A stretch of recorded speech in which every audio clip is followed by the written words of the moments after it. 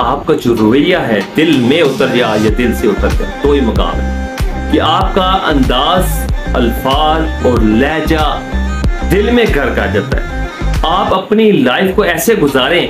कि लोग आपसे बात करना पसंद करें। जब आप ना हो आपके तस्करे हो और जब आप दुनिया से जाएं तो लोग आपके लिए आंसू बहाएं। वो होगा तभी कि जब आप दर गुजर करेंगे, आप माफ करेंगे, आप हस्ने अखलाक से स्माइलिंग फेस के साथ लोगों से पेश आएंगे तो अल्लाह तबारक व तआला की ज़ात भी राजी होगी, लोग भी राजी होंगे। वरना तो क्या होता है कि आप किसी जगह पे लोग बैठे होते हैं, जैसे ही आप जाते हैं तो लोग कहते हैं बस आ गया दिमाग की गोटी करेगा, तो बुरे अल्फाज में आपको याद करते हैं। और यही कोशिश उनकी होती है कि किस टाइम ये उठ कर जाए, और जब आप उठ कर जाते हैं कहते शुक्र अल्हम्दुलिल्लाह ये गया।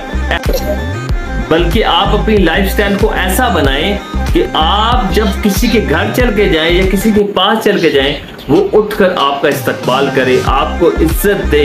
इज्जत की निगाह से देखे, आपको अच्छे खाने खिलाए और आप जब तक बैठे रहें आपकी वो बातें सुनता रहे, और जब आप जाने लगे वो आपको बारहा मर्तबा रोके, और जब आप जाएं तो आपको अच्छे तरीके से एहसन तरीके से सी ऑफ करे,